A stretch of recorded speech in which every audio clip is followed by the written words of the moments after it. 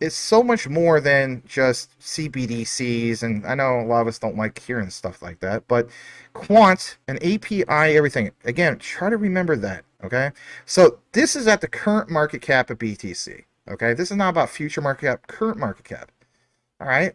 What about some of those things that Investor Place just mentioned, right? What about when we get to the height of the bull run, understand how huge QNT's potential could be, okay? I have a timeline I'm going to get into as well on this outline. I'm telling you flat out, this is going to be some of my best research. I know I say that quite a bit, but I stand by that. I also state this. I want to give a shout out to Quant Papa once again for his collaboration on the research. I also have quite a bit of my own deep dive research to connect all of this. So this outline from beginning to end will give you a solid breakdown, okay, of some things. And yes, I know you guys see in the title Swift, so we're going to get into that as well. All right, so let's jump into this as well. This is also good stuff, and it's kind of like a nice little thing, because there's people here, I know for a fact, as we speak, you're not impressed with Quant. I can't do anything to impress you. I just present the info. You take it as you please. But look, I guarantee you on the chopped up version, there's going to be at least one, maybe two guys in the comments, because it happens every time. Look at this for a second. They will say things like this, and that is what? They don't see the Quant logo. It doesn't say it.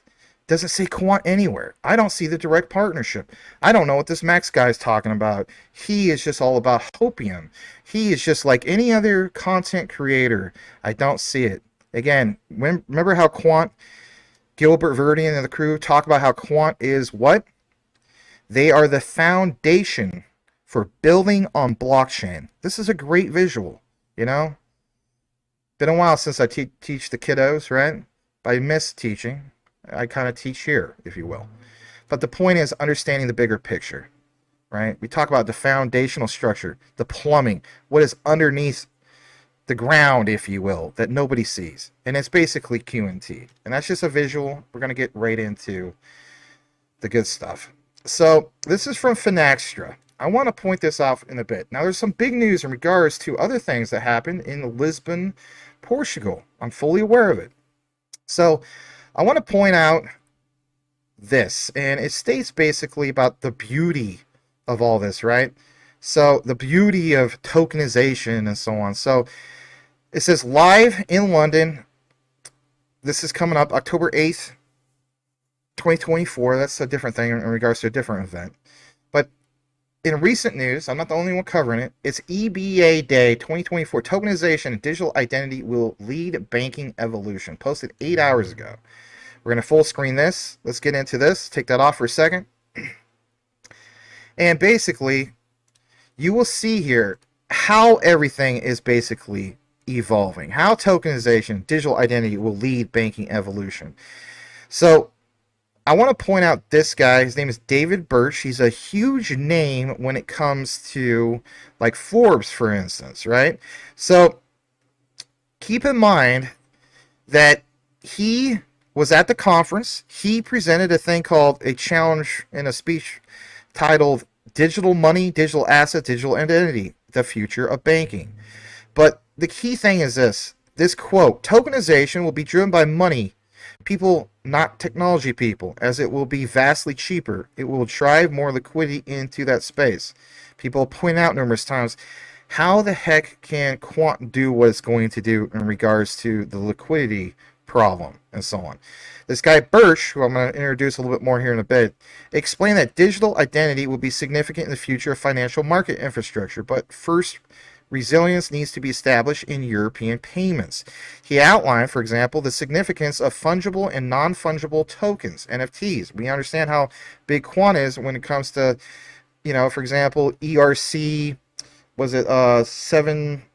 not ERC 20, but the other one, which is the NFT standard, right? There's so many standards, it's hard to remember it all. But fungible tokens, the future of those payments, right? Having utility-based, for example, NFTs. So he states that we have this burgeoning token, and that in the token economy, we see new financial infrastructure being built. You can see the steps towards this, right, for the last 2 years, and I'm going to get into that as well. The new stage, the next stage, where people are doing the initial experiments, that's been done for the most part. Looking towards for interoperability, and soon we will see the new financial markets infrastructure growing where ledgers are coming up. All right, and there's more about this, but like he also says, we don't want to digitize identity. We want to make a digital identity that is dynamic. Right. Because otherwise, you're not going to get people on board on it.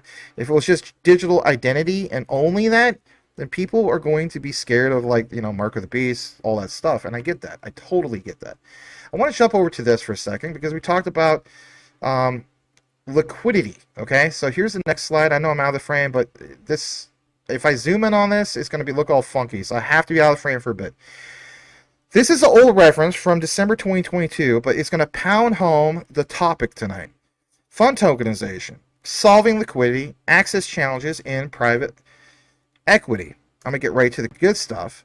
And basically, it's simplifying the redemption process. So up here, you see the combination of private equity, digital assets may even outperform listed stocks. Larry Fink referenced this before in recent interviews. As I get more into this, and it caught my attention to share it with you guys, but it's this right here. This guy, Kevin Unai, who is the founder of what is called Backed, had a discussion not that long ago and, ongoing the last few years, but he stresses that liquidity depends on the tokenomics used by a fund manager. Think about that for a second. Why is Larry Fink and BlackRock putting so much emphasis on this, right? So, more specifically, is the investment diversified? I mean, if anything, is this how ETFs basically open up? I think so, but he states that at Backed, that's the name of the company, we ensure investors get a stake in the daily trading volumes as well as the valuation and how that increases the total assets. He has basically combined private equity with digital assets. He states that we've ensured its liquidity by tokenizing it and listing it on what? Centralized and decentralized exchanges. As digital assets become more valuable over to macroeconomic factors and scarcity, and look at that key term because we know QNT is more scarce than even what? BTC, far less supply, 14.88 million tokens compared to BTC with, was it 21 million, give or take, right?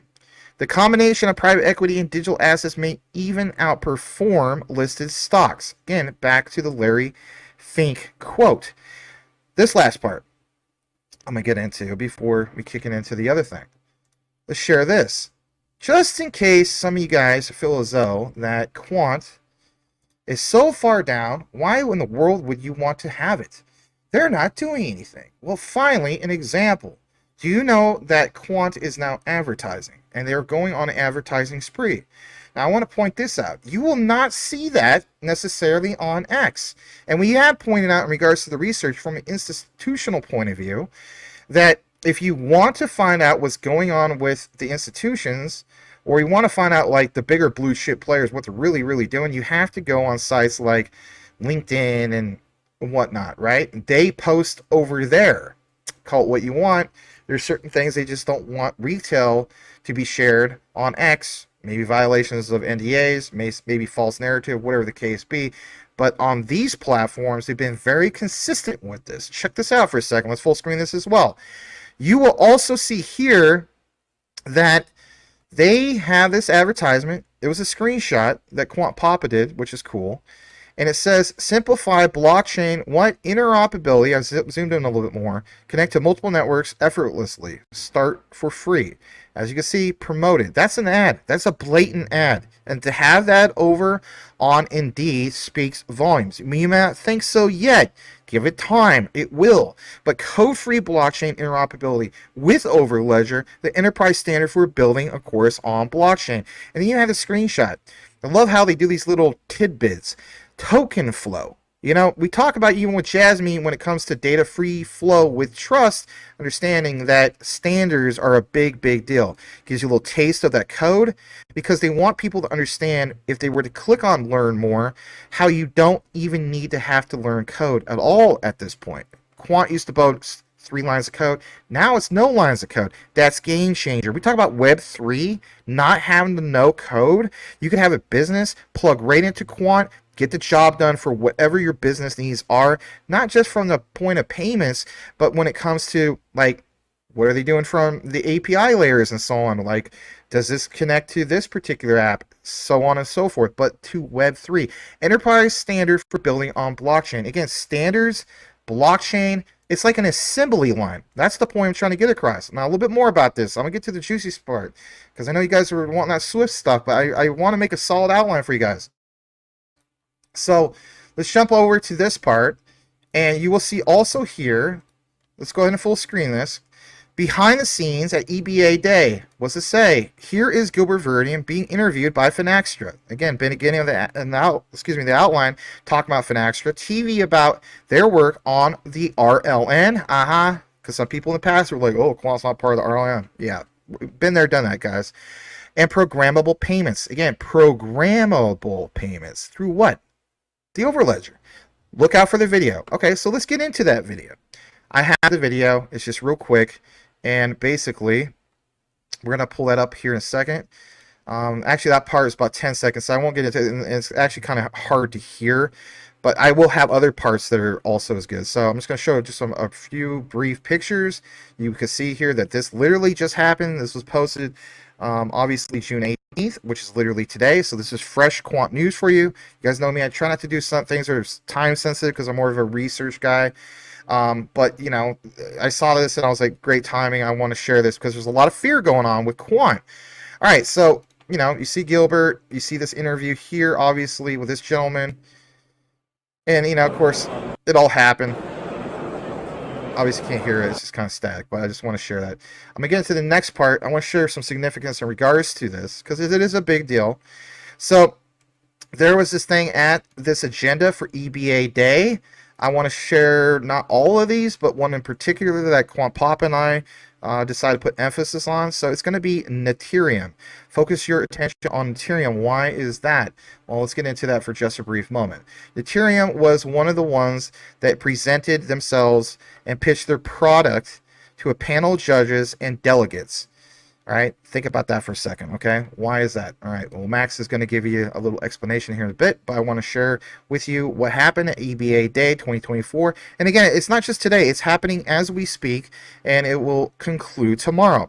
It's the Lisbon Congress. Again, Lisbon's the capital of Portugal. But I want you to understand this, and I'm going to highlight it right now. Orchestrating the dialogue on payments, okay? Guys, if you're really paying attention, your key word tonight should be orchestrating. Please do not forget some of these key terms. It's crucial for your understanding of the bigger picture. And I will connect all these particular terms tonight for you to really, truly understand how huge and massive this news is. I'm not just saying, oh, it's massive because it's, you know, some people say, you just say it's massive because it's clickbait. Hey, guess what? This is really, truly massive because guess what? You can buy QNT, and again, not financial advice, but this is what I'm doing. I talked to Will Fix earlier, some of my other friends and so on. This is what we're doing. We recognize that QNT is on sale. Yeah, it could go down to 40 bucks, but my God, when you see this outline a little bit more, you're going to understand how huge this is, and especially when it comes to the language, right, written verbatim from the Swift site. It will blow your mind away, okay? Yes, Swift updated their website. Action, reaction, and we're going to get into that here in a bit. I'm telling you flat out, like this program. Share it with people. You'll be so glad that you did, and especially if you understand the bigger picture for Quant. If you don't, that's okay. I do welcome you. May learn something. All right, we're going to blow this up a little bit more. Check this out as well. So orchestrating the dialogue on payments, a collaborative advantage. Collaboration, like with who?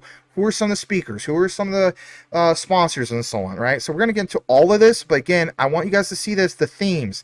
So remember how we talk about, like, even with us when it comes to, you know, Crypto X and so on, we talk about, you know, what are the whales doing? Wash Your Guru, whether you like Wash Your Guru or not. Sometimes Wash Your Guru can be kind of hit or miss. Let's just be honest about that. But Wash Your Guru always points out things like, this is what the whales are doing. Or there's, like, you know, that one particular one on X, there's many different sources to watch whale activity. What about institutional whale activity picture this for a second. Blue whales. That's what I want you to picture. Blue whales coming together in schools of whales. And where are they meeting? They met up freaking here. Hear me out on this. They met up here. My God, I know I sound hyped. I'm so excited about this because I love covering quant and I understand the bigger picture. So you want to talk about, like, instead of going to, like, you know, us going to like a blockchain conference, or going to like a gaming convention or going to Comic-Con. This is like freaking like Comic-Con, right? But for like institutional whales, and you know, that's what you need to picture. All right, so getting into this, look at the themes. Next generation banking. Banking as a service. You know, like JASMY, we talk about software as a service. Banking as a service. All these things is quant. And if you don't believe me, we're going to get more into it. And you can always go check in older deep dives if you're new to this channel. Okay? Fintech collaboration. I'm going to show you some screenshots about that, why that's important. Cross-border payments and correspondent banking, open banking, embedded finance. I mean, lots of stuff. Back to the whole thing about trends, liquidity. I'm not getting all that. But trends in payments, technology, and innovation. And of course, I'm going to give you a timeline in regards to European payments regulation here pretty much soon. And bottom line is this. On my last deep dive, I did reference this from the PDF. This is from that quant lawyer. Remember, she's a patent lawyer. But look at this. This is a different section that I don't know if I highlighted last time, but I wanted to put some emphasis on this. So I like this statement. What is Quant's main mission, and how are you leveraging IP to achieve this? IP. You know, our main mission is to make blockchain simple, accessible to all. Our products are designed to do that. And obtaining patents for those products is part of our overall mission. We have developed a truly innovative product. We want to protect it from others in the market. Think about that. Everybody's like, oh, it's just this, you know, Quant is just doing the same thing that Chainlink can do. Give me a break. And that's not creating FUD. I own Chainlink as well, but there's a lot of division when it comes to that. Now, let's talk about some of the fintechs. Here we have a perfect example of all, you know, fintechs literally meeting at EBA Day, which was today. Let's zoom in about this for a second. All right, let's talk about this as I have it zoomed in. So they're there. Pay attention to these two guys. They're on their phones. Yeah, you really think this guy's like, yeah, man, check out what this guy's saying on YouTube. QNT's a garbage token. Yeah, worst investment I made. No. They could give a crap about what retail thinks. They attend this. They're trying to understand also a little bit more about how all this is connected. Like it says on the presentation, excuse me, designed for extreme performance. What is designed for extreme performance? Is he citing like M10, 1 million TPS plus for institutions? Scalability could very well be, but again, far right of the screen says what? EBA Day Fintech Zone. So again, all these ones meeting from different fintechs. Even at the podium, Finextra, right? Getting more into this. Remember, I just talked about, let's jump back to this. I talked about these guys. I was going to introduce this, Ethereum. Ethereum will be doing what? Presenting themselves and their product to panel judges, delegates, open for all to attend. As we go back to this citation, you will see in Ethereum, what do they state? You might not even know about some of these people, and that's okay. But Ethereum is a technology company reinventing financial crime prevention. And the reason why I'm going to share this with you, because this is huge. It says JetScan and JetFlow are watching screen APIs for counterparties and transactions. Now, you may be thinking to yourself, I don't know who that is. Who cares? You should care. Because they are followed by Quant, and even though they don't have a big following on X, again, that's not the point. The point is, they were at Lisbon's event today for EBA Day. You have this guy named Pascal Ahrens.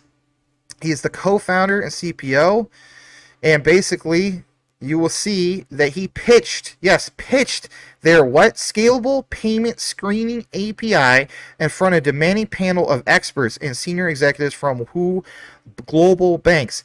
Who does their infrastructure? Who does like APIs, as you can see here, everything on the back end? It's Quant Network. Okay, and let me show that for a second. So this loads up.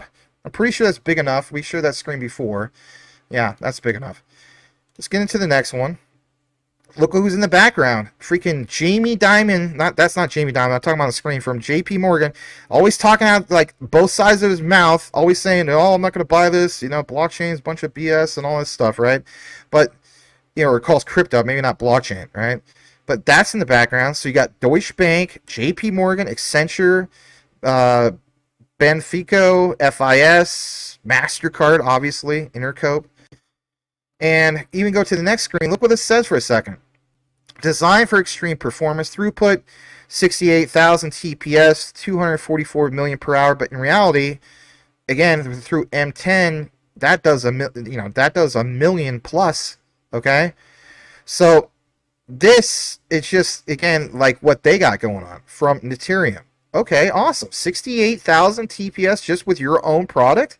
And you even have Quant on the back end layer. Look at this for a second. Unique features, high efficiency. I mean, it's all there. Zero footprint, excuse me. And getting more into this, you know, is more from this event. So I'm just giving you an example that it doesn't, again, back to, if you're just tuning in, back to what? This picture. Oh, I don't see the Quant logo. It doesn't say Quant anywhere. Again, that's how most retail people that have done the research, they don't quite get that, and that's okay. And if you don't get it too, it's all right, but we can all learn some. Now, we did talk about fraud, right? We did talk about all this stuff. So again, get it back in your head for a second. I don't mean that bad way. The Ethereum team excited about this, and again, what it also showed on the previous screen, it stated all that stuff about fraud prevention, right? Plain as day fraud and preventing that. All right, look at this for a second. Here's a screenshot. What is the biggest challenge to IP adoption? And we're going to get more into mass adoption here in a bit. On a poll, it's fraud / KYC and AML. A whopping 48%. Other people say, of course, it's regulations. This is the infrastructure. But if you even think about it, Quant hits all these areas, right? So, of course, this company, who's referred to as Ethereum, it would make sense that they would choose Quant for this, right? So I'm just sharing this as well. And then now jumping into this, what process does Quant use to capture IP? We are a small and relatively new company, so we are still setting processes in place. I work pretty hard, as all the leaders within Quant have, to make sure we are really clear with the engineers about the value of their IP. We aim to foster the environment where individuals recognize the value of their creations. Okay? Check this out. These are recent screenshots from today. Excuse me. Closing the session, Gilbert Verdian has a clear message for European commercial banks. Look at this, guys. This is good stuff. What does he say? Time is running out, and we're going to get into this timeline soon. Come and talk to us at stand 36 to learn how to seize the lead. We've worked on the digital pound. Yes, digital pound. Some people still feel as though they don't. I don't know why. And even the regulated liability network, the RLN. We are here to help. He has a breakdown, and we're going to zoom in more about what you see on that picture, because I know some of you guys want to see that. All right, so we're going to get into that in a bit as well. But again, this is all of the reports for the most part from today.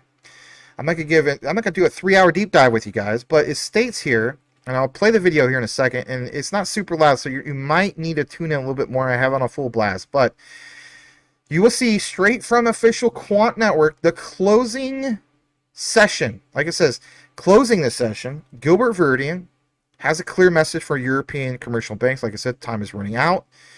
And I want to play this and try to hear it. I wish I could do an amp on StreamYard. I can't, but you should be able to kind of get the gist of it. It's 1 minute long. Smash the like. Let's listen to this. Here we go. Corporates, especially multinational corporates, are coming to you and saying, I want the functionality of a stable coin like a USDC, for example, because I like to use my app and do things, and I'm used to that journey, I'm used to that experience. Can you offer that for my corporate? If you can't, I will go and use USDC. So there's a risk of losing customers to new entrants into the market, and if banks don't innovate, then those customers will use something that's been proven and already exists. And we're seeing a lot of those discussions with a lot of multinational corporates. But to integrate this into banks, having been worked in banking previously, as David said, it is very difficult, but the time is running out. You know, CBDCs will come. They will be forced to be integrated into your environments. So you're better off starting today rather than waiting for a mandate for you to do it. So corporate, especially. You hear what he said? Waiting for a mandate to come. I mean, he's literally telling us, you know, I mean, maybe, you know, for the most part, he's speaking to fintechs, institutions, and so on. But, I mean, I interpret it, maybe you interpret it as well, like he's literally telling all of us, time is running out.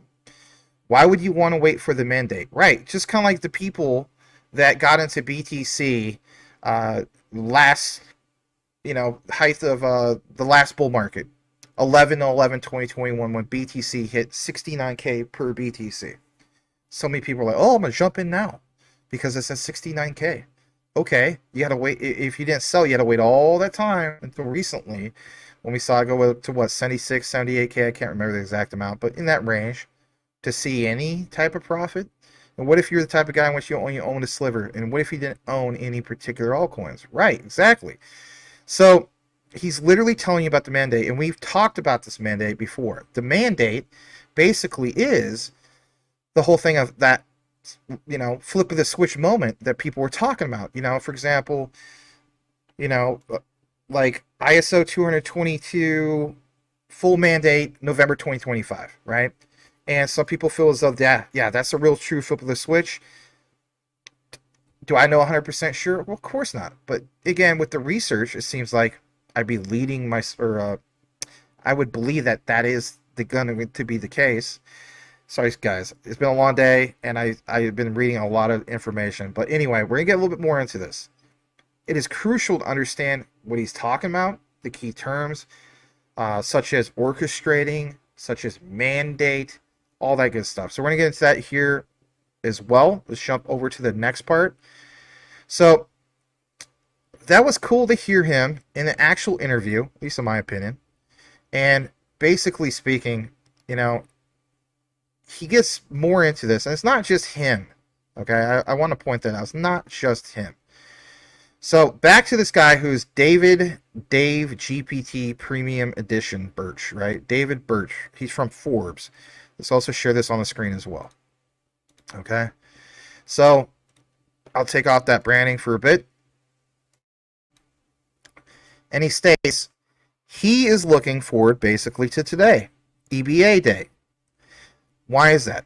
Well, when we go more into it, you will see just a little bit of background. Hold on, let's blow this up for a second. Like it says, challenges and benefits of CBDCs, tokenized deposits, and stablecoin adoption. Stablecoin adoption. Now, I'm fully aware of the recent news about Tether and being backed by gold now, and so on. We're going to get into that. We're going to tie in all of that as well. But I want to point out this before we share more about this particular gentleman, and that is, again, the challenges and benefits of CBDCs, tokenized deposits. Again, don't forget about tokenized deposits. Don't forget about stablecoin adoption. You see some big players here. David Cunningham from Citi did so many outlines in regards to the Citi connection with Quant. Did so many outlines in regards to Deutsche Bank and Quant. Nexi Group, like, oh my gosh, even on an old channel, like probably 4, 5, 6 of those at least. Gilbert Verdian'S, of course, there. HSBC is, of course, there. Right? So I got to give credit where credit's due, and I got to share that. Now, back to this guy who was excited.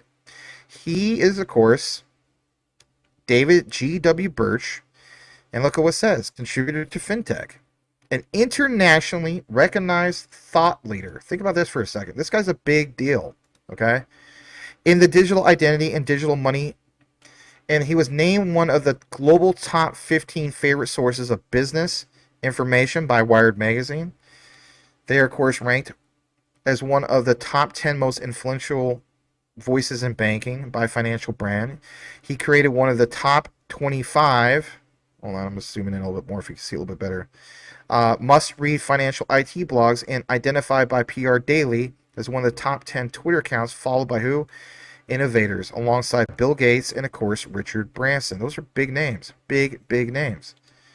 Jumping more into this, I want you to see here is this. Jump to that. Here's a response to this guy who was on the previous one. I'm so sorry. Let's go back to here. So, David Cunningham of Citi. Now let's jump back over to here.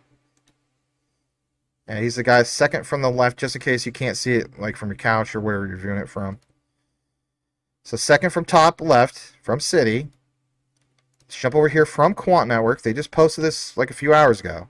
So it says, in response to Cunningham's call for action, Gilbert Verdian agrees to do what? Well, states that he agrees now is the time, like we said before, for commercial banks to seize the lead in digital money.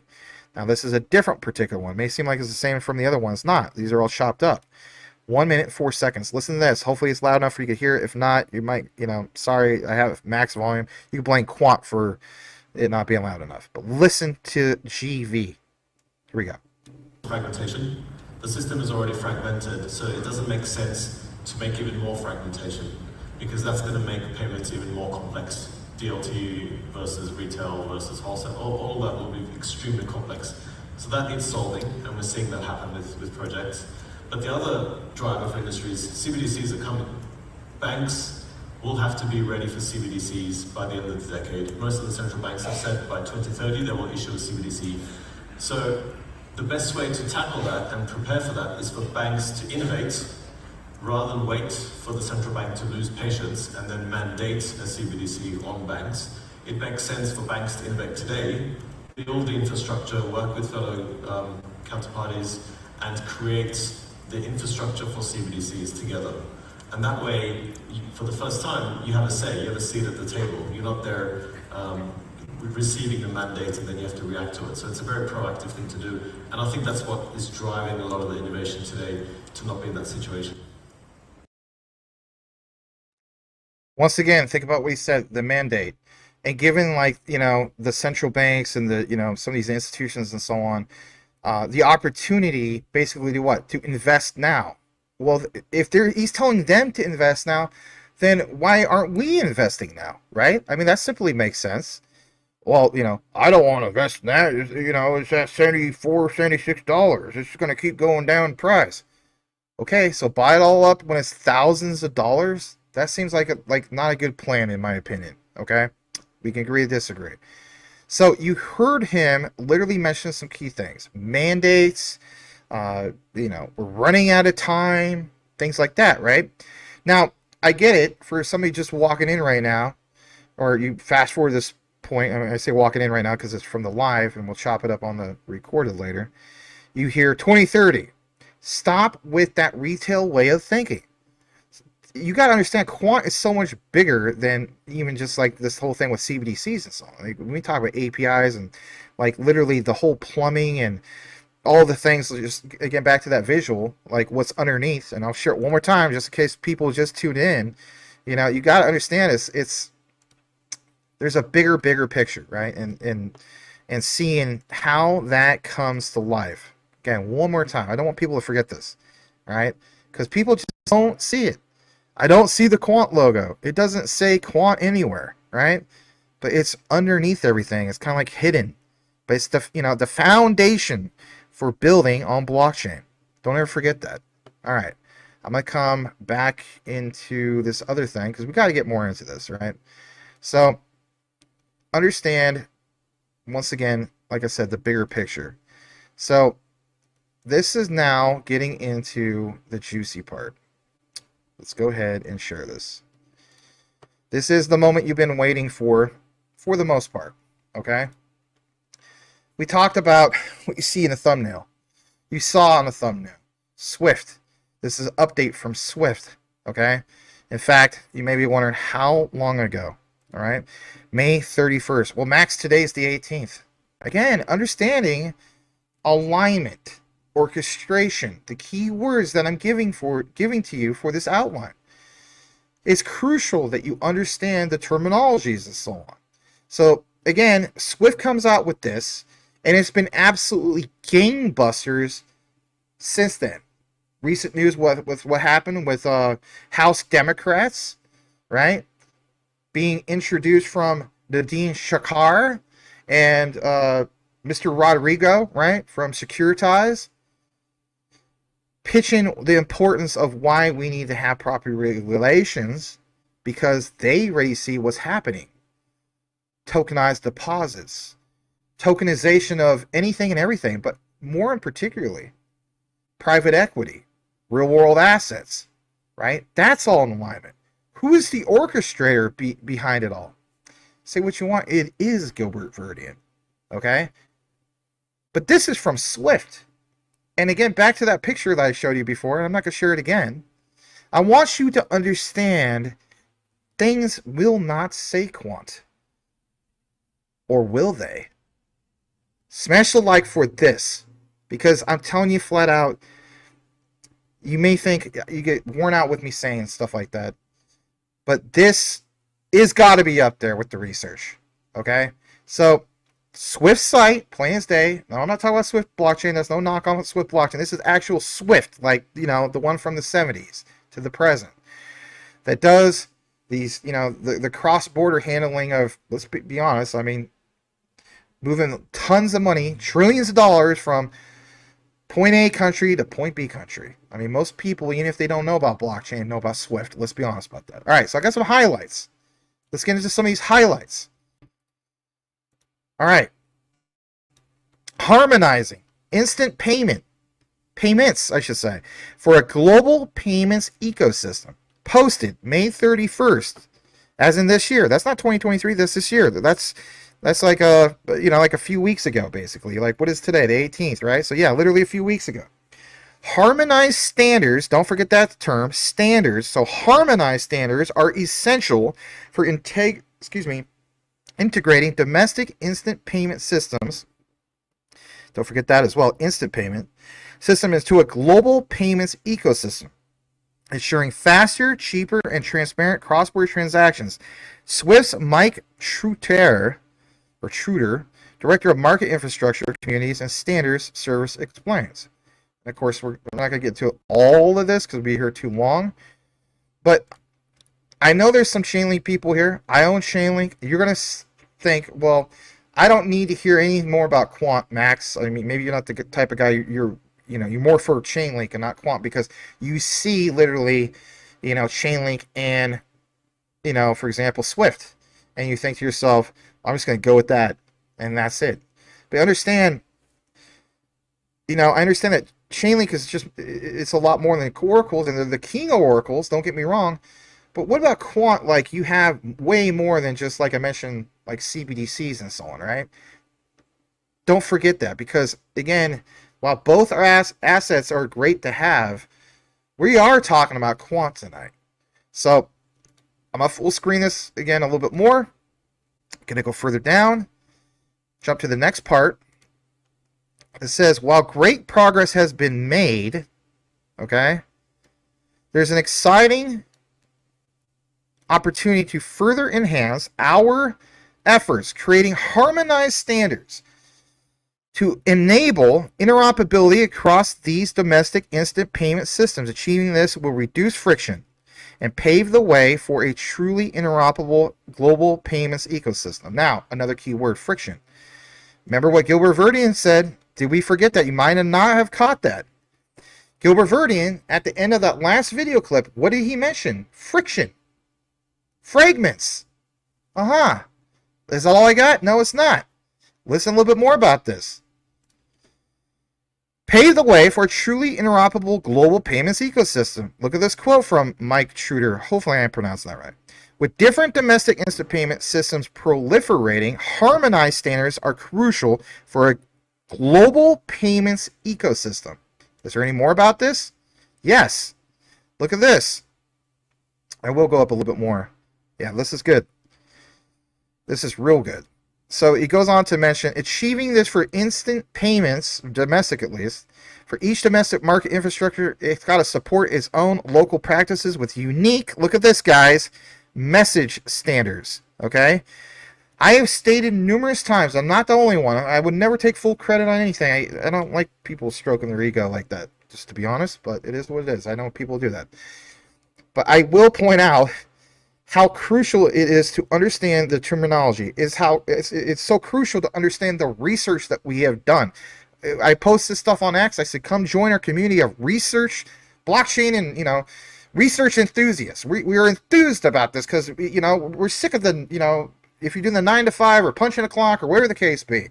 Like, is this our second chance at BTC? Yes, this is our second chance at BTC, but it's so much greater than BTC could ever even imagine. Okay?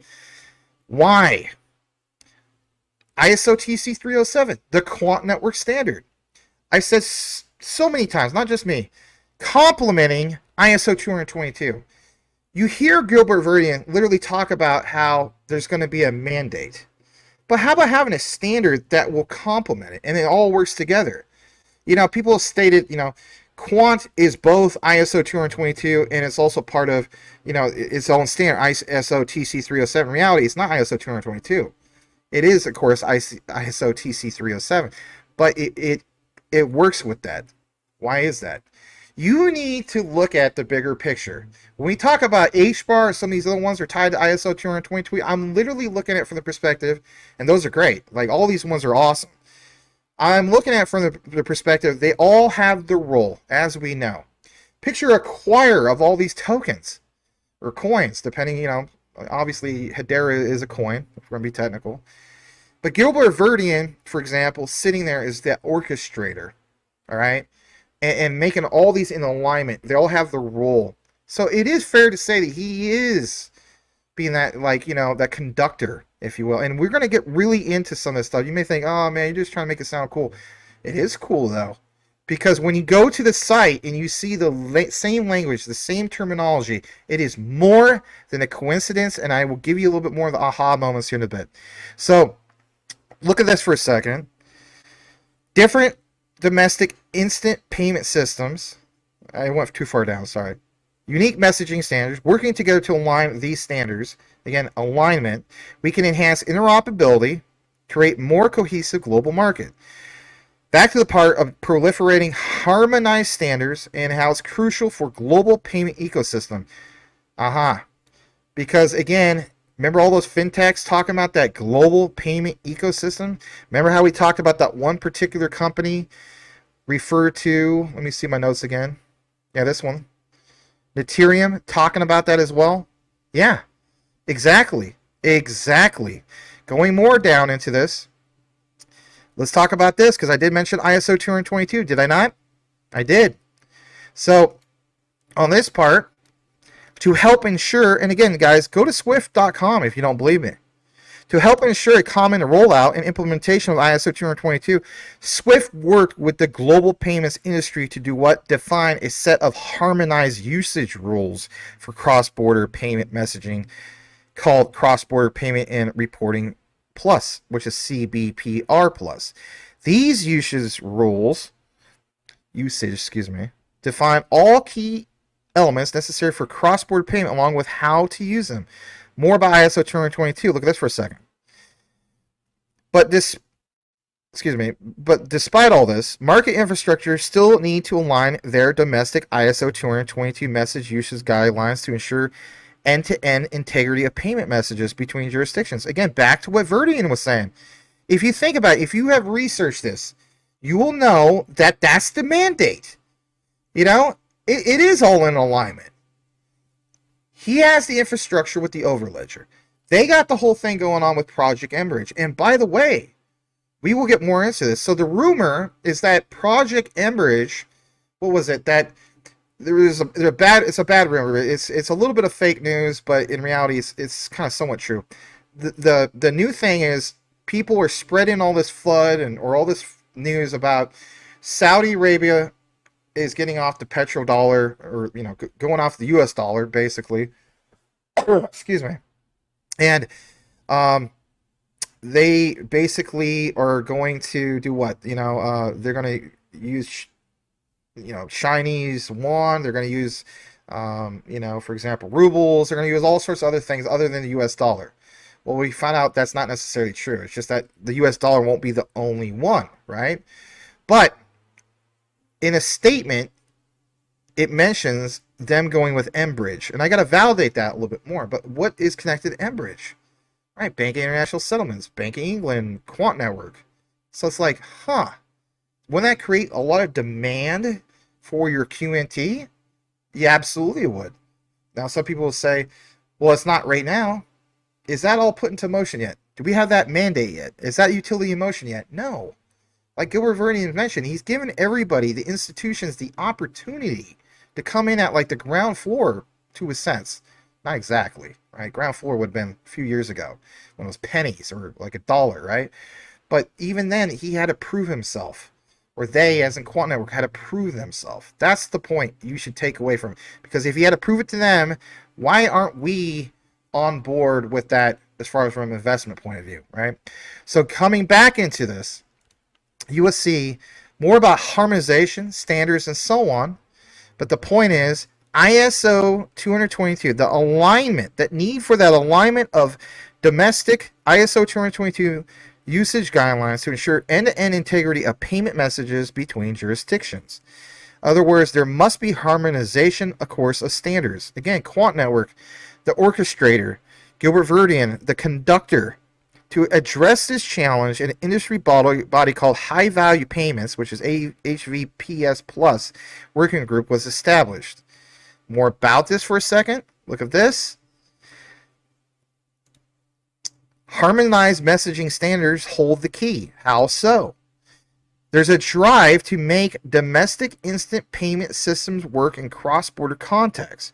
Make it like, for example, the whole thing of a last mile delivery of international payments faster, cheaper, and more accessible and transparent. Right. Swift is not going to, Swift will no longer be able to just do it the old way.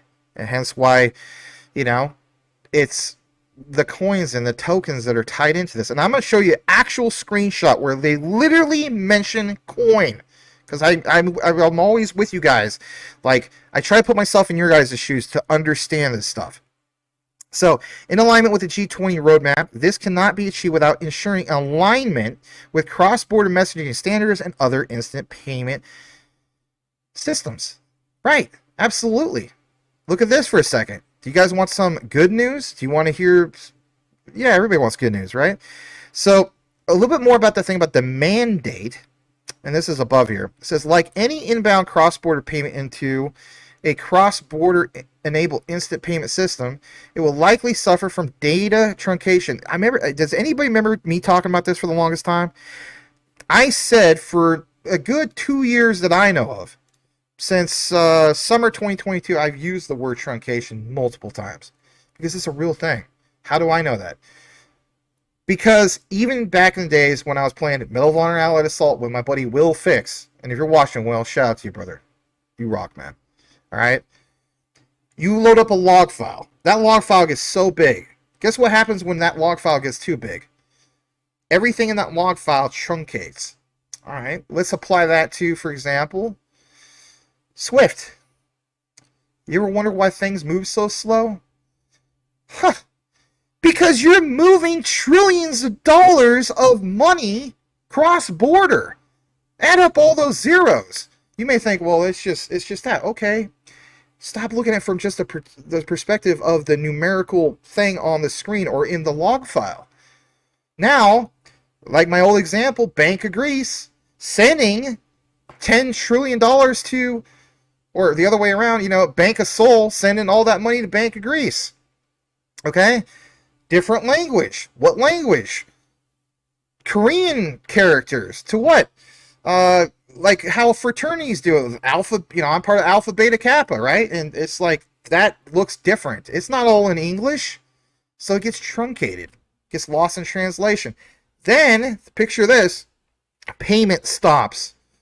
I got to call this guy on the phone from, that central bank. Oh, they're not open right now because of the time difference. Then you have to have guys that, are up late, and then you got to get the job, and it's just a big mess. That's not things flowing at super fast speeds, right? Blockchain with modern tech solves that, okay? How do we harmonize that? How do we stop data truncation? So look at this for a second. Let's learn something here. Look at this. So all this will likely suffer from data truncation. Of course, with the old messaging system, the MT messaging system with Swift, That's going to result in the inability to complete compliance process, such as mandatory sanction screening. Think about that. Remember how Gilbert Verdian was talking about the mandate? So the good news is that 68% of instant payment systems are designed to be ISO 222 native, but they still need to harmonize their usage. Guidelines, real-time gross settlements, that's what RTGS stands for if you're new, are already doing this, and the payments industry must now, just like what Gilbert Verdian was talking about, work towards achieving harmonization across the instant payments communities too. Now, I'm not going to give you the whole history about back in 2020 and so on. I'm going to get into the next part, and you're going to love this next part because this is going to pound it freaking home. And if anything, I don't know. I mean, you know, if you want to share your appreciation, that's cool. I'm so blessed and thankful that you guys are here. I'm rooting for everybody's success. This whole, even if it was a person that was from a coin I don't cover, I'm not going to be like, oh, you don't root for our coin, to heck with you. I'm rooting for everybody's success. Because you want to know something? We have worked hard to get to the promised land, right? Look at this for a second. You'd be so glad that you saw what is being presented tonight. So let's jump to this next one. This is from Indeed. Or not Indeed. I always get these confused. LinkedIn, because it says IN, I think of Indeed, right? All right, so let's pull this up as well. Here we go. How we talked about harmonization. Don't forget the key word, harmonization. So you don't, like I said, this is from Quant. They posted this. You don't often hear banks crying out for more regulation. Think about this, guys. This is, again, an alignment. So you don't hear them crying out for more regulation, but when it comes to digital assets, that's what we heard them ask for at Sibos. By adopting, isn't this beautiful, guys? A harmonized approach that provides certainty to institutions and investors alike, Europe is leading the way with MiCA, or MiCA. Shout out to Rue Black, because he mentioned that it's called MiCA, so I apologize. Says Gilbert Verdian. Okay, with MiCA. Interesting. Because of all the recent news, and there's news in regards to Uphold, and as you guys know, I mine CASPA, so does Will Fix. And, you know, we have it, of course, deposited to Uphold, but there was news about that being in compliance with MiCA. Yeah, I'm going to share that at the end of the outline. Here's another example that I want to get into that, you know, is really crucial to understand when it comes to harmonization. Here's another one. This is Gilbert Verdian. Very much enjoyed the INATBA, International Association for Trusted Blockchain Applications. What does he mention? He mentions specifically this whole thing about interoperability, the work of standards. Developing organizations are going to do what, guys? Harmonize and standardize blockchain tech. Now, I get it. Some people may still not see the light, and they're like, oh, that's just a giant, you know, coincidence. And I'd be with you for the most part. But then I get to the part of this citation. Let's take you to this. And this is from cryptoseq.medium.com/quant-networks if you're wanting to nerd it out. Because let's be honest, there's some people that do. Hold on, give me just a second. So basically, it talks about the Accord project. What is that? Well, the Accord project is unique, but it's important. They are what? They got this whole thing with Quant Network. So it says Quant Network in the past joined the Accord project and basically providing the tech with overledger and treaty contracts. This is where lately, and I pointed this out in one of my last videos, that you're now seeing a lot of talk of like Quant Network, and you're also seeing a lot of talk of like even XDC part of the mix. Think about it. When we talked about the Electronic Trades Documents Act becoming law, well, also citating what? The treaties that are involved with when it comes to trade. This is why I also point out for people that when we talk about trade, you can no longer look at trade as just, you know, the stereotypical thing that a lot of people do, which is just XDC, you know, VeChain, and Morpheus Network. And then as of recently, we even threw JASMY into that mix, right? But Quant sits at the table because, again, as the saying goes, they are the table. Look at this for a second. This is also good stuff. Quant Network joined this. Accord Project is the organization for the development of techno-legal standards for legal contracts and distributed ledger applications in the legal industry. The project incubates the standard contracting protocol for the legal industry. Accord Project Protocol is blockchain agnostic. Aha. So is Quant. The purpose of this project is to enable lawyers, law firms, and trade associations and corporates to establish or help establish open standards for future of contracting and produce open source code for smart legal contracts and distributed ledger usage in the legal industry. Project itself, this project operates in collaboration with IEEE, and this is why I point out the whole thing with JASMY in the past, the International Association for Contract and Commercial Management, Hyperledger, even R3. And guys, this was 2 or 3 years ago. This aged well, did it not? It absolutely did, because guess what? We have all this now. Confirmation. So, Decentralized Identities Foundation and a number of leading trade associations regards to all these standards, the law firms, and so on. Look who sits on this with the tech that are all, together. Well, obviously Quant. You have, for example, IBM, R3. Wow. How about some more? Look at this, IEEE. Interesting. More than interesting. How about these other ones in regards to the law firms? Let's get more into this, some familiar names. Some of you guys are familiar with it, some of you are not, and that's okay. Going more further down into this, what about finance sectors and so on? Standard Charter, Future Law Innovation Program. Very, very interesting. All right. Before we get close to wrapping this up, I want to take you also a little bit more to here, because I want you to pound it home a little bit more. Look how well this aged. Let's look at this, because there's a lot of FUD when it comes to Quant lately, and it's not justified. This is from Quant at Sibos 2022 PDF, harmonizing regulations and standards. Look what it says. Connecting digital islands, joining up digital currencies and payment systems, with panelists from Accenture, Bank of America, European Central Bank, and even HSBC. Back 2 years ago, they were all looking forward to debate this whole thing, how it all comes together, how will you work with existing payment systems. But like it says, the key thing of bringing in the central banks and the need to ensure interoperability between legacy technology and the new emerging digital currencies. Look at this. This also aged well. Central banks must keep pace to innovate and continuously enhance our monetary stability. Back to what Gilbert Verdian was saying. So back then, it was like, we're going to test some things, we're going to see what's going to do. Now, Verdian has done what? He's literally saying, guess what, guys? You have been warned. From the horse's mouth. From the conductor. Plain as day. Call to action. We already had that call to action, actually, technically speaking. We talked about this before. Having a central bank all-star team, if you will, a central bank marketplace, and have all connected to the RON. And in the last particular video, we talked about what? We talked about even when it came to not just unified ledger, but now having a universal wallet connecting to that. Because at the end of the day, where are we going to put that? Right, it has to be stored somewhere. So interesting how that works out as well. All right, a little bit more about this. Let's go to this part, because this also aged well. Essential components to brew interoperability, and how ISO 222 came into the mix. But most importantly, look what it says. This is from 2 years ago, and man, again, it aged well. Quite a few new sessions on the new ISO 222 standard to be implemented by the end of the year, and it was.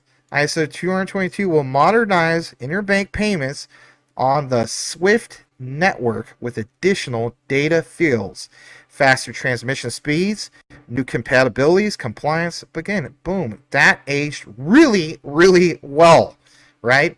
And oh my gosh, how many times I saw people like, no, this is too old research, blah, blah, blah. They don't go through it. And I welcome you guys. I thank you guys for hearing out the bigger picture, understanding the bigger picture. All right, here's another screenshot, recent screenshot. No, I'm not in the frame. It should be focused on my mug. So look at this. EBA Association, Gilbert Verdian, right? Here's a quote from Zoo. We've done pockets of innovation. We need global standardization and harmonization. That is the key. This lady here, right? Saying that. Huh. Do we have any more? Yes. Here's another example. Remember Mr. Cunningham, who is from Citi? Quote, we have had enough experiments. Right, they're done experimenting. This is done. Pilots and all that stuff, come on. Like he says, literally, come on. It's time to move to reality. We need to be issuing real value and exchanging on it. Right, you guys want the examples of, come on, man, I got to see some utility in motion. Guys, they already did all the testing. Don't you appreciate that? Let me give you an analogy real quick, all right? So, some of you guys are gamers, some of you are not. This is a great analogy. Cyberpunk. I forgot what it was called. Cyberpunk 2027 or something like that, or maybe 2045. I don't know. This is a Cyberpunk game. What was one of the biggest examples, if you're into this, biggest complaints? Rush to market. Okay? Warned by the dev team, don't do it. Please don't do it. But the publisher said, no, we're doing it. We want to make money. Right? So they rushed that product, that game, to market. And boy, was it like, man, bad timing. You don't want to do that. Once you appreciate more things being fine-tuned and tested, we should also apply those particular examples to blockchain. It's just it's a no-brainer, right? You know, if we have video games that, let's face it, in the future are going to be tied into Web3, then you want them to be not just beta tested, like come out with an alpha. Then they have, you know, like a private alpha. Then they have a public alpha. Then you have a private beta. Then you have a open public beta, and then you go from there to an actual release. This is why I want you guys to picture with this, getting to an actual official release. You understand the time frame of how that works. That's not utility in motion, but if anything, you tested the product and the service, and you tested it at scale with the bigger conglomerates, right? That's the point. Let's get into another point. Let's get into this example. This is a good example, and I'll show you. I zoomed in on this one because this is a good one as well. So let's share this. There's a reason why I zoomed in on this particular one. All right. So look what it says, and this is a nice catch. And shout out to Quant Papa for the screenshot. Landscape. Well, I'm gonna just zoom in there, and then I'll zoom in further in. Landscape of different forms of money. Okay. All right. I'm going to zoom in now. It states specifically, and this again, today's event, money, unit of account, medium of exchange, store of value, public, liability of central banks, retail, accessible by anyone, wholesale, accessible by banks, governments. Look what's broken down on that, the branch, if you will. Retail, accessible by anyone, cash, physical, retail CBDC, digital, and project. From wholesale perspective, you have reserves, deposits on, central bank accounts. But again, central bank accounts, wouldn't that have to have a lot of liquidity? Yeah, that's why we talked about that before. Wholesale CBDC, DLT based. But look at this part over here. You have private liability of private issuers, tokenized deposits. Again, back to the beginning of the outline. Look what it also says, stable coins. And there's a lot of talk about what's going on with the stable coins, is there not? E-money, issued by e-money institutions. Two particular things that are being branched off to. So, the claim against e-money institution, and of course, stable coins, DLT based. Again, we're going to get into the whole thing, what's going on with Tether here in a bit.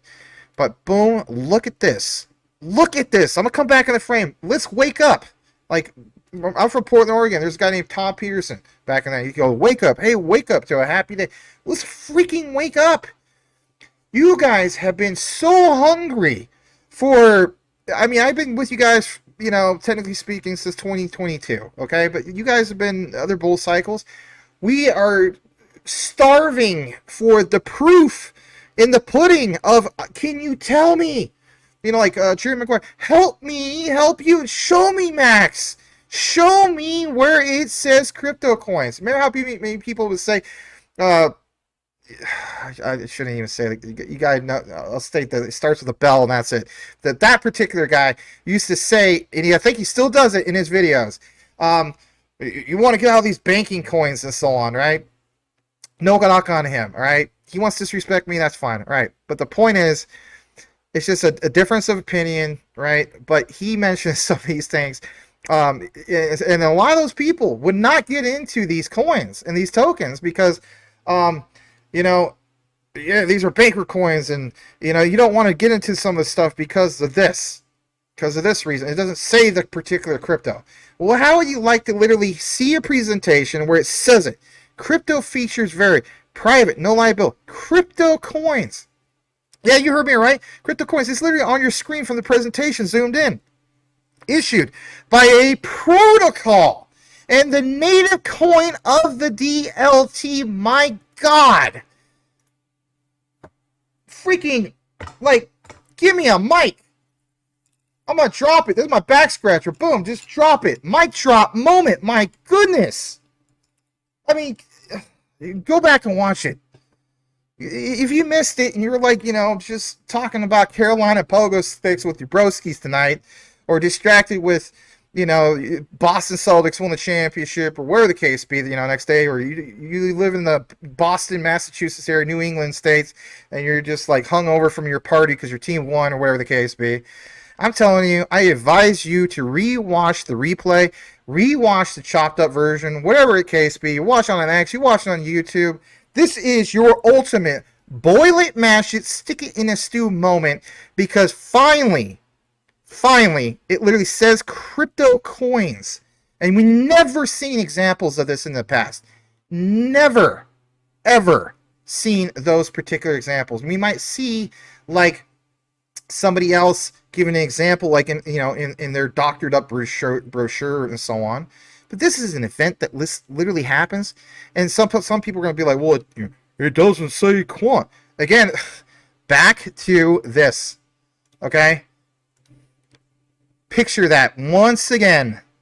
I don't see the quant logo. It doesn't say quant anywhere.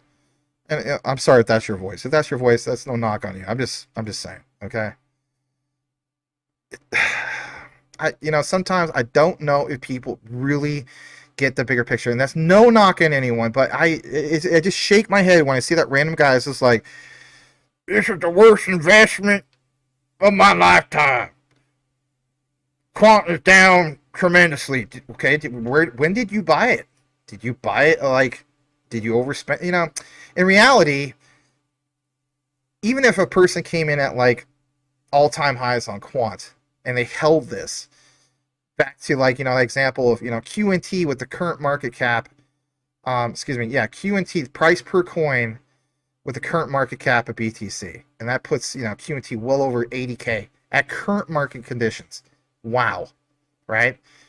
Understanding what this is all tied to, and I know I'm elaborating a little bit longer than I wanted to originally.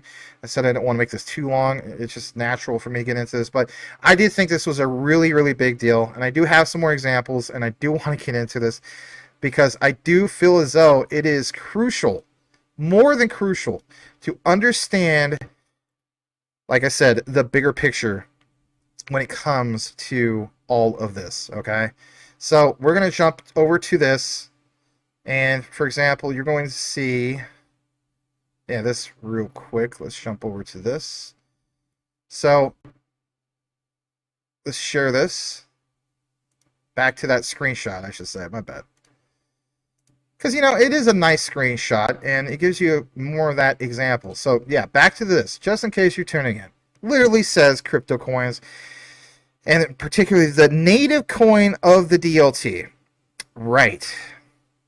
QNT token. Think about that for a second. Okay? All right. Let's zoom out. And, of course, you see all there. And this is the real thing. You see some of the bigger players, obviously Finastra, you know. None of these people in the crowd are literally saying, well, there's this guy on YouTube, and, you know, he didn't do too well with his investment. Now, they could give a crap because they understand the bigger picture, right? Let's jump into another key thing before we wrap this up tonight, okay? I want to explain and show you guys, like, a roadmap, a timeline, because I promised to do this. We're going to jump into this particular part. You know how we talk about data free flow with trust and so on? So, on the screenshot, let me come out of the screen for a second. I found an Easter egg. I don't even know if Papa knows about this Easter egg, but that's okay. Okay? Here is the Easter egg. It is right above this lady's head, above EBA Day. You really had to catch it, and I'm glad I did. There was a source. It gives a URL. I've checked. I mean, maybe somebody like Tokenizer probably would catch this, or Nick, or, you know, shout out to our brother Mind Crypto. I'm gonna do a call to action right now. Dang it, right now, and I hope somebody gives a shout out. And it's cool, even if they don't. Every single one of you guys, for real, you love Quant and you love Quant coverage, you go follow Mind Crypto, for real. That guy deserves all the credit in the world. Daily Quant coverage, and that guy has just been grinding it. Also support new people, like our brother Channing. He's back. He's putting out content as well, Channing Harrell. But the point is, especially Mind, you know, I give credit where credit's due. That guy does daily Quant videos. You know how hard that is to do? You know? I'll say it again. Go type in Mind Crypto or type in Mind Crypto QNT. You'd be so glad you did. And he doesn't necessarily do like 2 or 3 hour deep dives, but he does deep dives as well. Give these guys a follow. Support those that are part of our communities and so on. You'd be, again, glad you did. He has alpha research, okay? There's so many other people to shout out, but I love giving credit where credit's due. All right, back to the topic I had, okay? So, I'm going to zoom in again. Guys, I'm telling you flat out, this was an Easter egg. How so? The source comes from https flow.db.com/cache and this big old long thing. Okay? Again, I don't know for sure, but I'm leaning towards like I don't think anybody caught this. And that's okay. Okay? As we go there, this loads up. And boy, oh boy, there's some things that are revealed. Let's reveal it to everybody. Again, smash the like, share the show. Be glad you did. Look at this. So, let's full screen this, just in case. I don't know if Boomer's watching tonight. Your Boomer After Sooner, sitting on his couch with his dog Monica. Try to zoom in as much as I can. It states from this site. Alright, and I'm going to go to the top. Cash management, technology, CBDCs in Europe, retail, wholesale projects to follow. Now, of course, this was back November 2023, but it gets into some key things that definitely want to point out, okay? So, for one, talks about this, see this thing about distribution approach? I'm going to tie in Tether in a bit. Listen to this. This is good stuff. Call it alpha, call it whatever you want. Distribution approach. The whole meaning behind that. And how the central bank would issue their wholesale CBDCs as tokens. Now, don't let this fly past your head at all. And how they distribute on various market blockchains where assets reside. Now, in the thumbnail, I point out how Quant with the Overledger is like to assembly line a blockchain. It says this is somewhat similar to stablecoin issuance. Example would be Tether, who issue smart contracts and therefore their tokens on various blockchains. What would be, for example, like the Quant interoperability approach? Well, for the most part, we know that, but it states that this would mean that infrastructure supporting the movement of money on a blockchain or existing payment system platforms are connected to other blockchains where, for example, digital assets such as tokenized securities, there we go again, are issued. Here's your timeline. Please pay attention to this part. You'll miss it. In total, 3 different interoperability solutions may be tested when? In 2024. 2 of them can be labeled trigger solutions. My God. We're always looking for that terminology. Trigger. Flip of the switch. That's the writing on the wall for me. All right? Now, does that mean that Quant's going to go parabolic because of that? Of course not. But I'm going to call it, and I could be completely wrong, and that's okay. I'm going to say that at the end of the year, I think we see some decent things going on with Quant by the end of the year. Where it's really at for me is that mandate ISO 222 going live November 2025. Because let's face it, mandates are more significant than things just going live. And then, you know, it's kind of like me and my DPG server, right? You know, I'm DPG Maximus, right? DPG server is in Chicago, Illinois. Does DPG server get a lot of traffic? No, it just kind of sits there. It's plugged in. Again, it's just plugged in. It really isn't doing much. But guess what? What happens when it starts doing much? All right, now multiply that by the whole, like all these servers around the world and so on, right? Apply that to blockchain, right? And have that plugged into what? The financial infrastructures of the world. So this is 2024. Literally says 2024. Will I get into 2025? Yes, I will get into 2025. But listen to this for a second, because we're going to tie this in to all the recent news that's been happening in regards to, you know, what you've seen about Tether and so on. So look at this. We talked about the whole triggering, all right? So two of them can be labeled trigger solutions, which can connect to a payment system, target to or tips to a blockchain where tokenized securities are issued. The third solution can allow the Banque de France to connect to its blockchain on which wholesale CBDCs are issued to market distributed ledger technologies. And the key use case for all three interoperability solutions is a delivery versus payment transactions to settle the tokenized assets securities. Right. We saw this before. I don't know if this is something you guys forgot, but we talked about some of that DVP. There's a breakdown about how this all works. I don't want to get into that necessarily, but I will get onto the part on the right side because it mentions this. And look at what it says. Wholesale central bank digital currency, which would be a wrapped CBDC. Think about that for a second. Because remember how we talk about settlement? Think about what happens with the current system, like even with Ethereum. Right? You guys hold Ethereum. But what happens when it becomes the ERC20 token? You're going to buy that meme token, guys. You know what happens. It becomes what? It becomes wrapped. Do you understand why Quant is blockchain agnostic?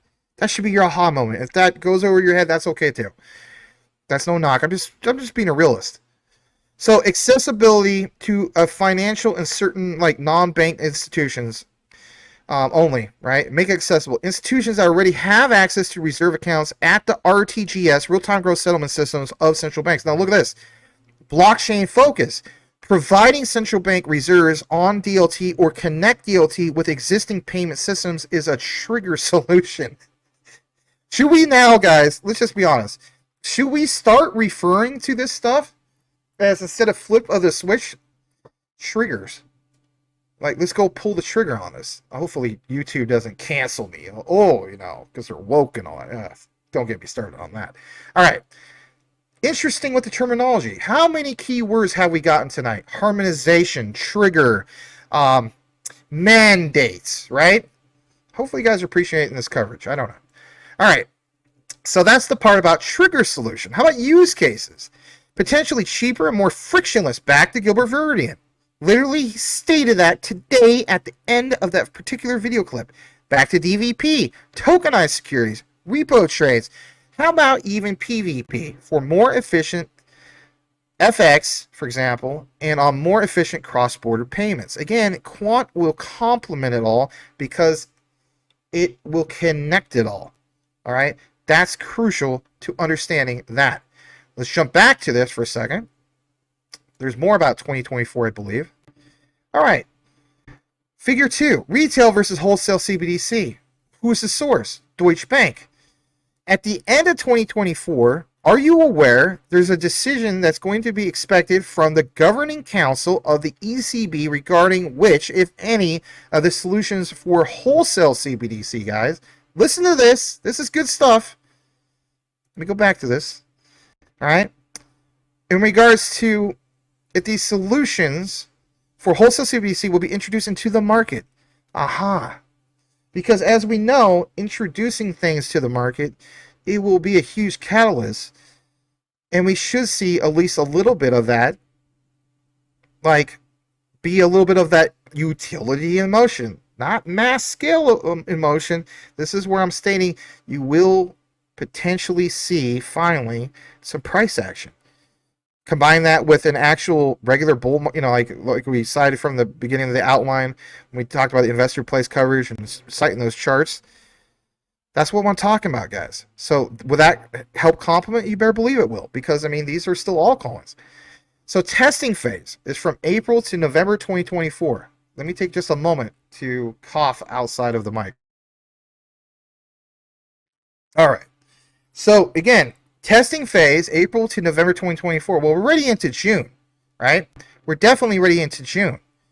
It will allow for experiments, simulation only, and pilot transactions where real money is involved. Again, that is, like the guy said, we're beyond that. So are we ready to some of these things in regards to like what it says to November? I think so. I think this is literally saying like this is done. Because again, this is from the November report. So look at this. ECB and the national European central banks want to understand if blockchain settlement will be supported by the Euro system. It will be up to the market to convince the Euro system that the blockchain tech provides real added value, according to this guy named Klein.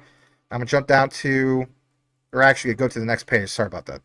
Let's take it to this. Let's talk about 2025, okay? All right. This is good stuff. Take just a moment. Give me a pause for a second because I'm getting I've been talking too much. I'll chop this up later as well. So, drink some water real quick. My God, a lot to get into tonight, right? This is also crucial to understand. All right, so a little bit more about the timeline. So, look at this. I think I'm at the top part. Yeah. Digital Euro project for retail CBDC. And there's tons of information on it. I just go to the good part that you want to get into.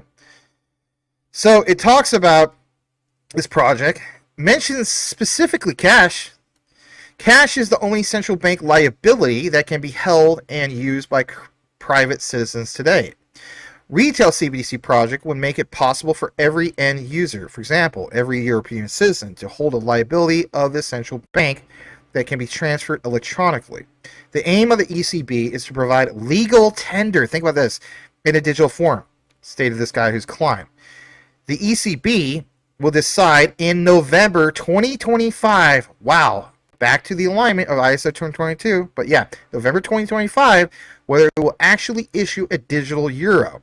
However, we don't in any case expect to go live before 2028. Now, I got to address that for a second, okay?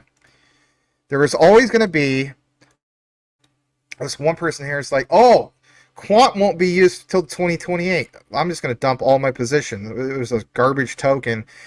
Come on, that's just in regards to, right, the digital euro. Do you want a little bit more proof in regards to that? Yes. So look at this for a second. It says outlining his views on what a potential digital euro could look like. This guy who's Klein, and I apologize not having his first name. I can get to that later. Said it would be pre-funded payment solution. This is really going to get good because you're going to hear about PayPal. European citizens will be able to hold digital euros in dedicated wallets up to a carefully analyzed maximum limit.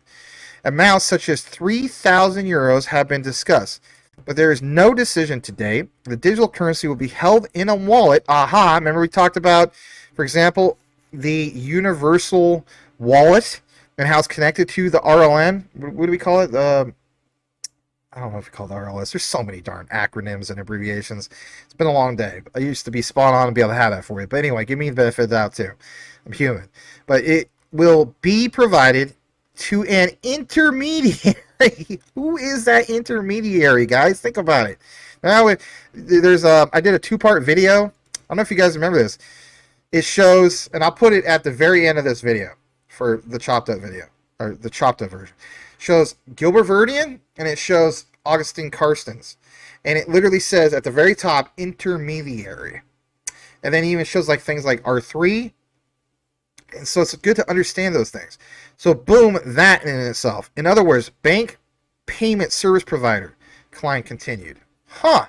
Who would be that bank service provider? Again, Quant. with the overledger. We're talking about the Microsoft of blockchain. See how it all comes together? Now look at this as well. All right. So there's going to be funding for this. We've already been there, done that. Let's get to the part of like literally mentioning PayPal. Now, again, on my future thumbnail, which will be the next few days, you'll see like QNT, Swift.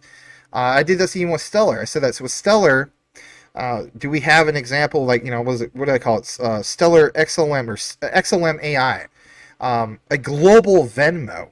Should we say that Quant is more than just a PayPal, right? Yeah, absolutely. But this is a good example. Like, we're not going to complain if it's one of the utility layers for Web3, right? Like a better PayPal. That's where I'm getting with this. So this is similar to how most people use PayPal today. The majority of users don't pre-fund their accounts. Listen to this. This is really good. They use a direct debit or a credit card to top up the wallet, and when needed, that will happen. The reverse will also be true. Every euro that is received in a digital euro wallet that already holds the maximum amount possible will be defunded back to the client's commercial bank account. This means that individuals will only be able to hold the predefined limit in their wallets at any time. And there's the guy. Like it says, we don't expect a digital euro to go live before 2028. But what about the digital pound? Yeah, I'm with you guys. So, okay, that guy's name is Manuel Klein, or Manuel, could be pronounced that way. Product Manager, Blockchain Solutions, and Digital Currencies from the Deutsche Bank. Extremely interesting. Going to the next part. Let's fast forward to, for example, 2028. Okay, let's share this.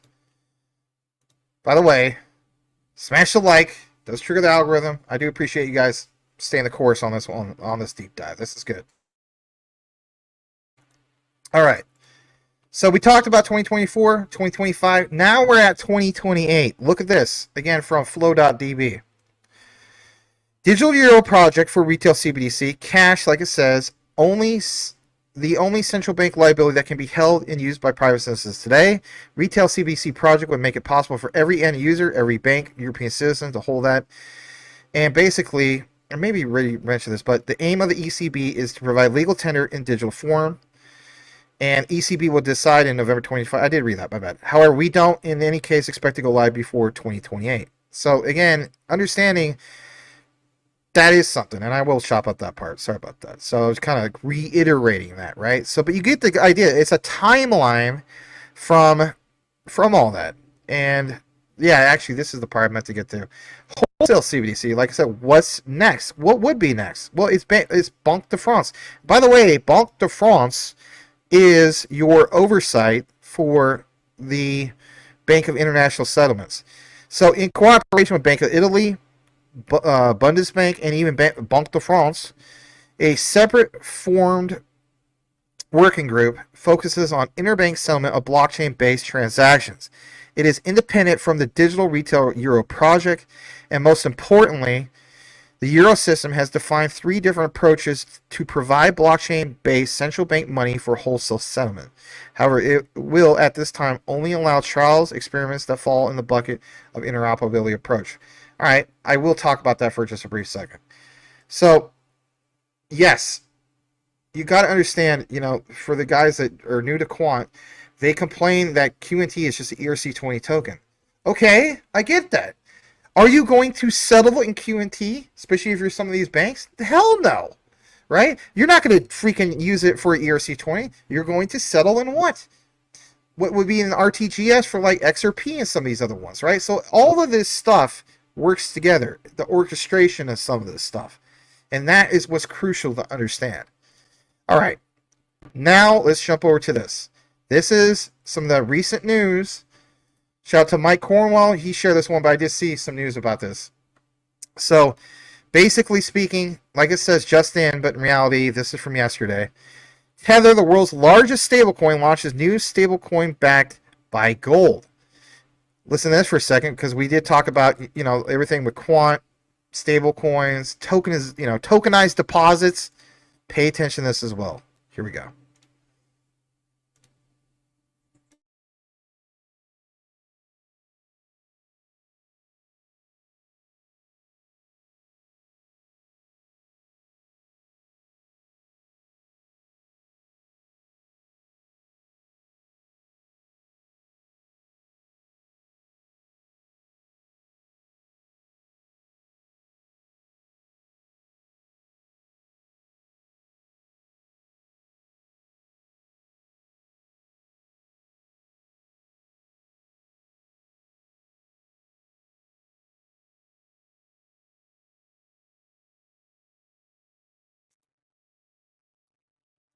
Okay, so like I always mentioned before, every action has a reaction.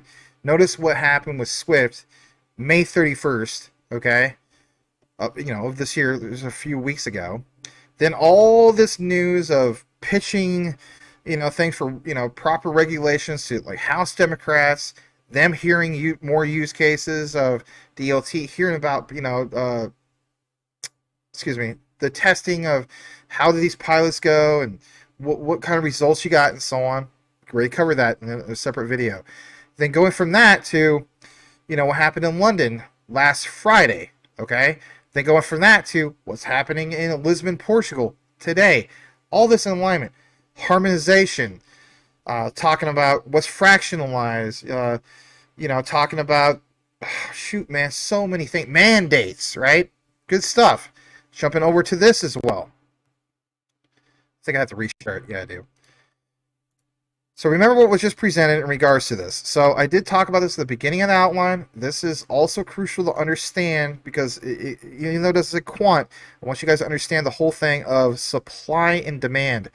So you have from the New Era, that's the citation. I could use other ones, but this is the one, it was well written.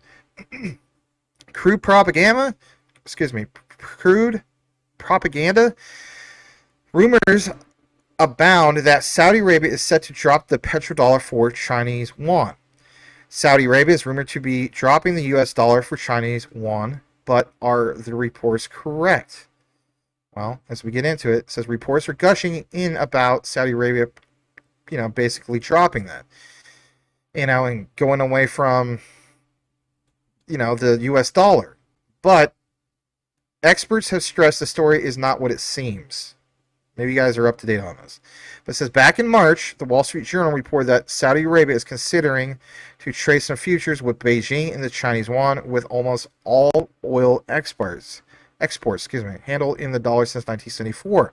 It is viewed as a boost for the struggling Chinese currency and also a message from I can't pronounce that name right, Washington, that it was unhappy with the lack of security support from the U.S. Again, action reaction. Tether, just like a regular U.S. dollar, right? Since 1971, when Nixon took us off the gold standard, it's just been an endless money printer, and was it 38 trillion in debt and so on. Is this a response? Is Tether really preparing for this by, having Tether backed by gold? Because again, if the next step is a full-blown recession, and that dollar does, I'm not saying it's gonna drop to zero, but what if it's every dollar is worth like 70 cents instead of a full dollar? That's gonna be a problem, right? But even with Tether, people are pointing out in our space and other communities that Tether is the next black swan event. Is Tether strategically positioning themselves, again, in alignment with everything we talked about tonight? I think that is the case. Also understand why I'm pointing this out. In the clips that you saw tonight, Gilbert Verdian mentions not Tether. He states that what the institutions are going to go with, the central banks, is what? USDC. So even your Stellar plug with that, because as we know, Circle USDC was formerly known as Stellar USDC. And of course, USDC goes with Stellar XLM like peas and carrots, as the saying goes. So that's also incredibly interesting. Stellar USDC, obviously, we talked about Franklin Templeton, but most importantly, MoneyGram, right? It's all there. Jumping into this next part, that's crucial to understand. To elaborate a little bit more, I'm going to scroll further down. Let's pull this up as well. So this announcement did spark a flurry of reports that Saudi Arabia was poised to adopt the yuan for its oil exports, which would it would be quite remarkable considering. But BRICS News reported that a 1974 agreement between Washington and Riyadh, again, you guys probably got pronounced right, kudos to you, right? Had now expired, with Saudi Arabia preparing to sell its oil in multiple currencies. Now going further down, as we know, Saudi Arabia's 50-year-old petrodollar agreement with the United States has expired with no agreement in place. Saudi Arabia will now sell oil to multiple currencies, including Chinese RMB, euros, yen, and yuan, instead of exclusively US dollars. So it is a global shift, and that's what I want to point out. And there's more to it. You can read up more, and this has already been too long of a deep dive anyway. I do apologize for that. But my key thing for you guys to understand is that was, to a sense, kind of like, false news that was shared. It's not that they're completely dropping the US dollar. Again, it's just another option. What's your key takeaway, even when it comes to the whole thing with Quant? This whole notion, and I hold XRP, of course I do. It's I always tie QNT with XRP because it's like, it's talking about like what ones would be like, wow, this is going to be worth a lot. And of course, Stellar's right after that. There's JASMY and so on. That's different use cases. But I will state this. I want you guys to understand it's so much more than just action reaction, but man, oh man, when you see news like this about what is going on, USDC,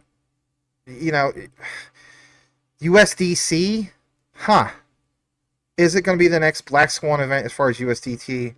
I don't think so. I think Tether is preparing themselves. If they didn't do this shift to being backed by gold, I think that would obviously be a problem. And of course, we can elaborate a little bit more about that. But let's take you to this for a second. And this is, I think there's about 4 or 5 tabs left. I know this is, I didn't think it was going to be this long, but it ended up being. It says, what's the real benefit of tokenized deposit? Programmability. Again, this is from today. I want you to hear this for a second too. This will also solidify it just a little bit more. Let's go ahead and play this. This one's 2 minutes, 38 seconds. You might have to tune in your ears a little bit more to hear it. Back to that example in the background, but listen to this. I think this is Gilbert, Verdian, and some others are going to talk about this. 2.5 minutes. Smash the like. You'll be glad you did. Here we go. When we both are talking about the landscape, we're often talking about programmability. That's a special topic of you. So can you describe, please, where you at the landscape and what is your motivation? Yeah, absolutely. Very nice to be here back at ABA Day. So at Quant, we build financial infrastructure which makes digital assets and tokenized money such as CBDC and tokenized bank deposits interoperable. The work that we've been doing is really transforming from electronic payments and an electronic financial system to a digital. And that's where DLT comes in its nature, it's digital. So if you look at society, we operate very digitally, COVID accelerated all of that. But our systems that we're using, they were designed as electronic. So we have a system that's really not fit for purpose based on what banks need, what central banks need, and what society demands. So what we did in terms of the projects we work with, we work across central banks. We're working, we did the project with the Bank of England and the BIS in Project Rosalind, issuing the retail CBDC and then opening that up for industry to test. And also, more recently, we're working in RLN, as David mentioned. So this is a regulated liability network. So this is where we're issuing tokenized deposits, commercial bank money, and making all forms of money interoperable. So it can work with RTGS, CBDC, you can work with cards, merchants, and all the different types of flows. So what we're seeing as a whole is, what's so different about this new form of money? Why would anyone care? And we discovered this with the CBDC project in Rosalind. It came down to programmability. Running payments electronically can do 2 things. It's a push and a pull. But all of a sudden, if you have programmability embedded inside money for the first time, you can automate a whole bunch of counterparty risk goes away, a whole bunch of processes can be embedded. We have different types of locks and actions where it makes money digital and intelligent, so you can code that into money for the first time. So the programmability that we're seeing is really allowing these new types of use cases that people are searching: do reverse payment, mortgage settlements, P2P, bond issuance and settlement on-chain. All of these complex things that are usually very complicated to transact become very simple because you can actually code that into the transaction itself. Thank you. Right. He is spot on with that. And we've given examples in regards to, showing how it is coded and showing, remember, where it's written like, hey, this is what QNT does and how it could switch to, the XRPL, or remember before also IOTA showed an actual demo, but actually showed it literally written into code. All right, let's take you over to here. He just mentioned some of those key things. Okay, so this is also 2024. This is good as well. This is a great catch. This is Quant Papa's Easter egg that he found. All right, so I want to share this as well, and then we're going to be almost done wrapping it up. All right, so check this out. This is crucial to understand. So this is from the Quant Network site, and again, an Easter egg. Go back to what Gilbert Verdian literally just mentioned in today's interview, right? So, very bottom left of the screen, you see where it says digital money discussion with investment association members.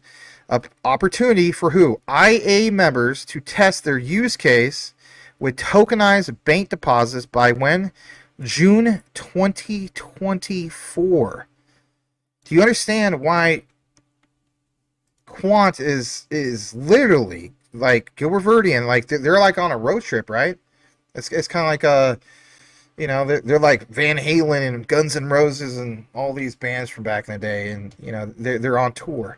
They're on an institutional tour, right? So you see that plain as day.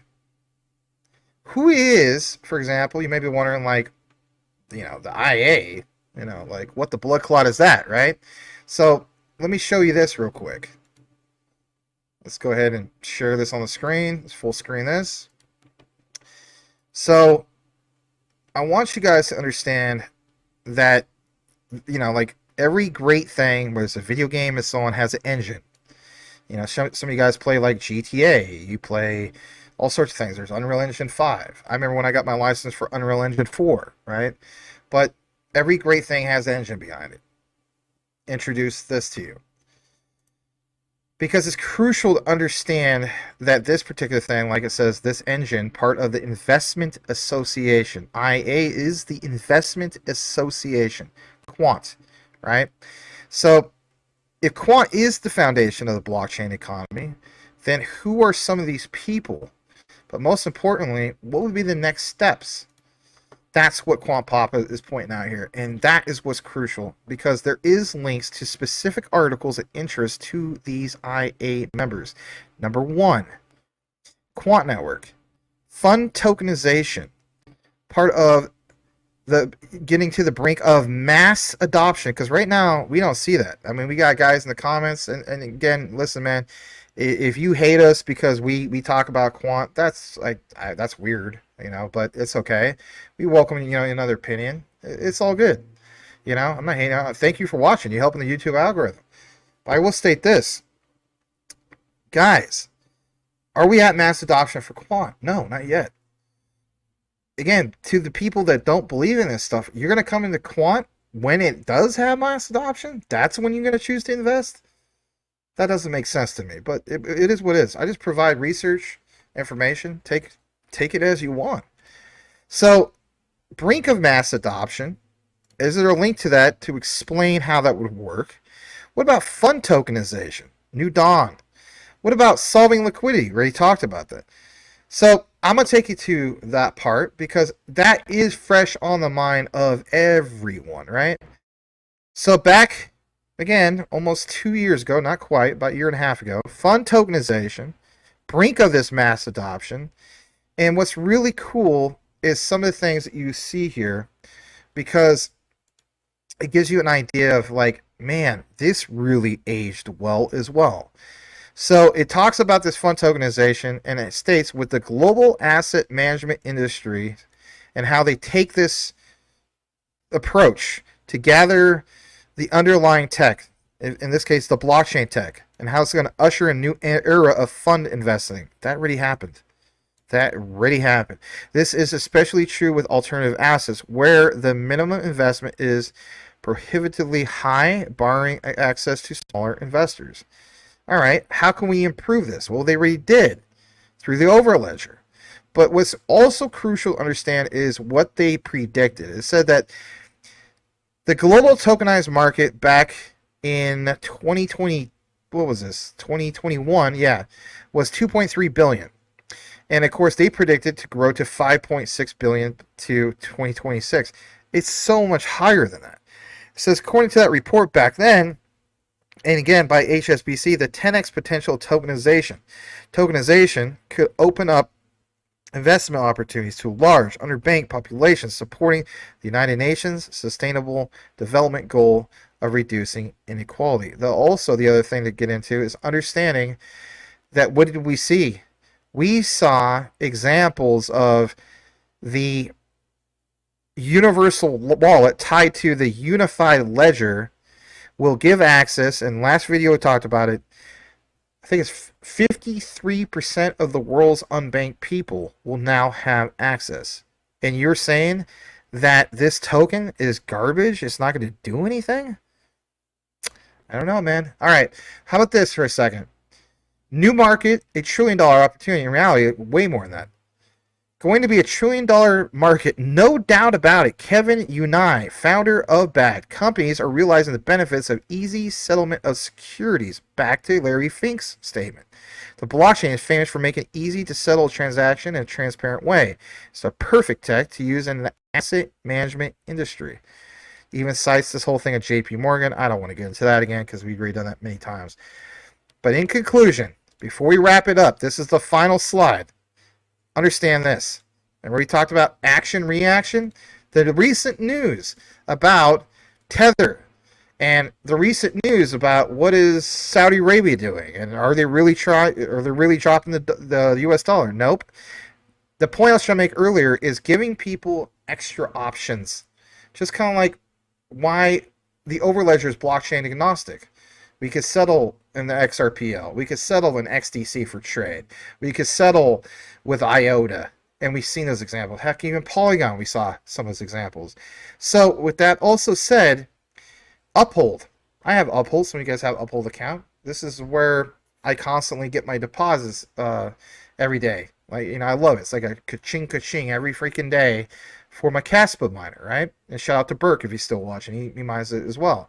But the point is, that's Uphold. Again, action reaction. Check out this news. It states that Uphold, and this is posted from the Digital Pound Foundation. We understand how huge that is because Quant Network. Uphold has notified its European users that it will cease support for 6 stablecoins. Remember what Gilbert Verdian was mentioning in regards to USDC, guys? Think about it, guys. Effective July 1st, aligning with MiCA regulations. Users must convert these stablecoins by June 28th, after which they will be automatically converted to USDC. Boom! That is Verdian's example. He literally gave everybody a warning. So he gave 2 warnings today, everybody. One, which was this, basically speaking, and the other was what? Warning to all of the central banks. You are running out of time. For us, in conclusion, are we running out of time for QNT? You see it at literally like rock bottom. And I got to watch all of Mind Crypto's video, and I will. I only got to see a piece of it. But I'm telling you, call to action. Shout out to Brother Mind. Go watch his video where he talks about a $40 QNT. Because if that does happen, I might have to shift other assets that I have and be like, my God. Because one of my biggest regrets is not coming into QNT when I was first introduced to it at $40. I came into much later. Okay? I think it was like maybe 85, 90, and so on. And, you know, like we've seen a lot of that happen, but right now we're at 74. I would never give you guys financial advice, but for me personally, and my own personal friends, I tell them, for example, like, you might want to consider getting some QNT if you haven't already, or DCAing more. Going all in on it, on all of it, I mean, that's up to you guys, but I think we should all check out Mind's full video in regards to that, because if there is evidence for 40, then, ooh, wow. That is, as the saying goes, like, I haven't had a lot of back up the truck moments. Most of those moments happened during crypto winter, 2022, 2023, right? Those were our back up the truck moments. You know, FTX collapse and so on. Like, man, I backed up the truck for JASMY for that. And some of these other ones like, Filecoin, GRT during that time. You guys did other things as well. Do we have that second chance for that back of the truck up moment? I think the answer is yes, but again, it's not financial advice. Some of you guys ask what cold storage solution I use. I use this, and it is the decent wallet. All right. I also, of course, have a ledger like this. All right.